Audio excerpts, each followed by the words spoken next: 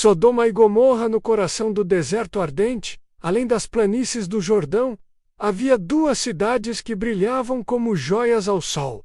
Sodoma e Gomorra eram terras férteis, de comércio abundante, onde o ouro corria como água, e o prazer era a moeda mais valiosa. Os homens e mulheres que ali habitavam viviam sem freios, entregues aos próprios desejos, esquecidos do Deus Altíssimo que tudo vê.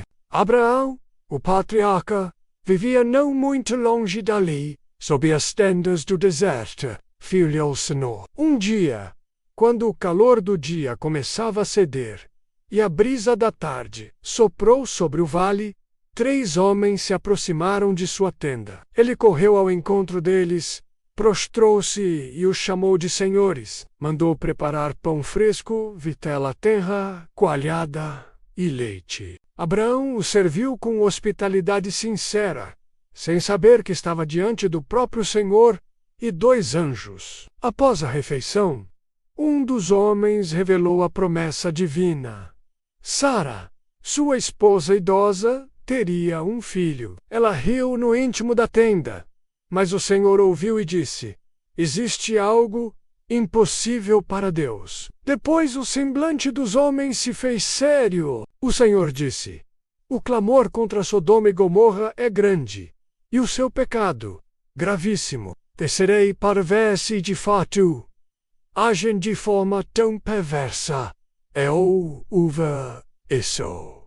Abraão estremeceu. Seu sobrinho Ló vivia em Sodoma, homem justo cercado pela corrupção. Abraão então, com humildade e coragem, intercedeu: Senhor, destruirás o justo com o ímpio? Se houver 50 justos na cidade, pouparás o lugar. O Senhor respondeu: se houver 50, pouparei. E assim continuou Abraão, rogando por 45, 40, 30, 20 até dezembro. E o Senhor disse: por causa de 10 não a destruirei.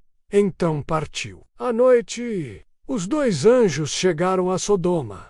E Ló, vendo-os, se curvou e insistiu para que ficassem em sua casa. Lavaram os pés, comeram pão sem fermento e se preparavam para descansar. Mas antes que se deitassem, os homens da cidade todos, dos mais jovens aos mais velhos, menos cercaram a casa. Gritaram: traga para fora esses homens para que os conheçamos. O coração de Ló se encheu de terror. Ele saiu fechando a porta atrás de si e tentou apaziguar a multidão, oferecendo até mesmo suas filhas virgens. Mas eles zombaram dele, dizendo: você é um estrangeiro e quer ser juiz sobre nós. Então os anjos puxaram Ló de volta, fecharam a porta e feriram os homens com cegueira. Disseram a Ló: tem alguém mais aqui?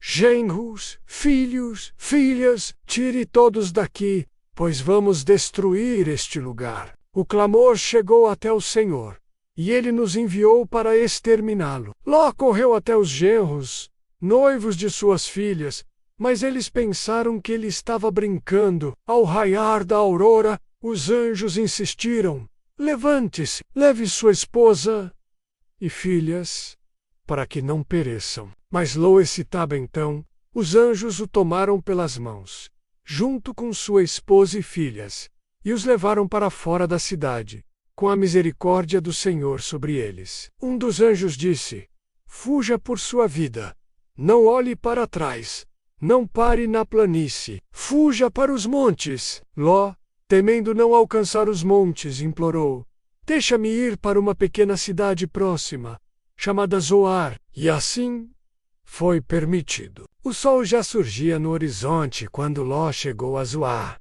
Então o Senhor fez chover do céu enxofre e fogo sobre Sodoma e Gomorra, destruindo tudo: homens, mulheres, crianças, animais, árvores e até o solo em que pisavam. A terra tremeu, e colunas de fumaça se ergueram ao céu como de uma fornalha. Mas a esposa de Ló, desobedecendo a ordem divina, olhou para trás. No instante em que seus olhos se voltaram para a cidade em chamas, seu corpo se endureceu como sal, e ali ficou, estátua imóvel, testemunha eterna da desobediência. Abraão, ao amanhecer, subiu ao lugar onde havia intercedido, e viu, de longe, a destruição. As cidades e toda a planície haviam desaparecido, sob uma chuva divina de julgamento. O silêncio pairava onde antes havia risos e banquetes. Restavam apenas cinzas,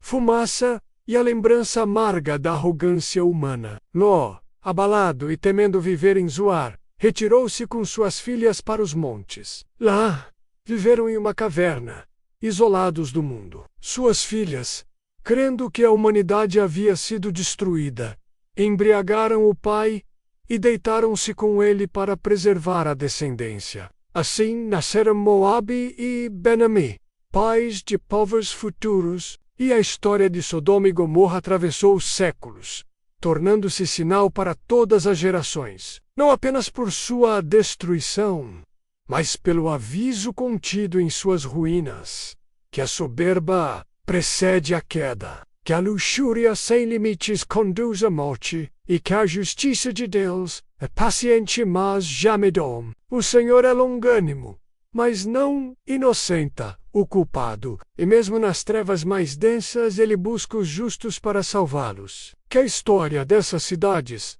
não seja apenas lida, mas sentida no coração de cada um que a ouve, como chama que arde e transforma. Porque o juízo virá como relâmpago, e a única salvação está na obediência, na fé e no arrependimento.